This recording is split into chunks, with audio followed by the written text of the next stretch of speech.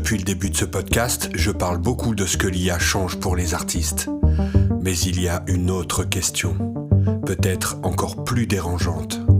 Ce n'est pas ce que nous ressentons, c'est ce que les autres perçoivent. Est-ce que la musique a encore de la valeur quand elle peut être générée en quelques secondes ? Quand tout devient facile à produire, quelque chose se déplace. Avant, une musique représentait du temps, de l'apprentissage, des erreurs, des nuits blanches parfois. Aujourd'hui, une musique peut apparaître instantanément, sans histoire visible, sans effort perceptible. Et forcément, une question s'installe. Si tout est accessible, est-ce que tout se vaut ?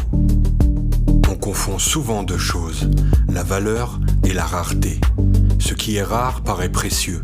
Ce qui est abondant semble banal.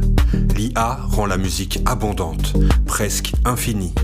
Mais est-ce que ça veut dire qu'elle n'a plus de valeur ? Ou est-ce simplement notre manière de la regarder qui doit changer ?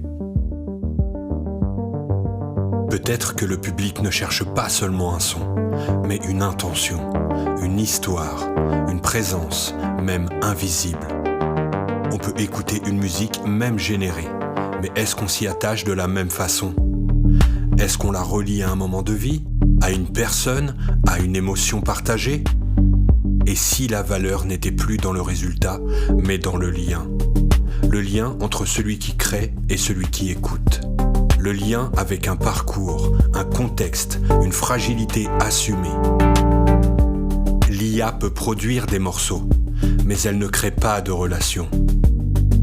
En tant qu'artiste, je crois que la vraie question n'est pas « est-ce que ma musique vaut quelque chose ?», mais « qu'est-ce que j'offre à travers elle ?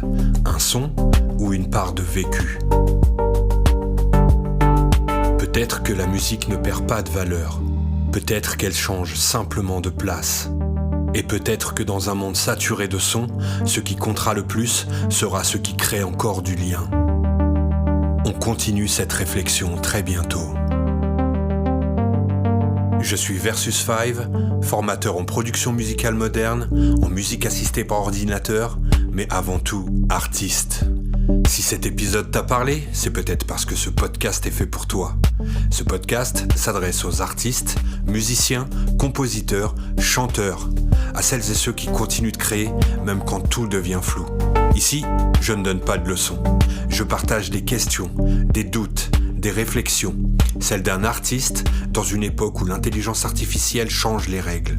Chaque épisode part d'une idée simple, un ressenti, une question ouverte. Abonne-toi à ce podcast et si tu connais un artiste qui a ces questions, partage-lui cet épisode. On se retrouve bientôt avec Subsonic Academy pour continuer à réfléchir ensemble à ce que signifie être artiste aujourd'hui.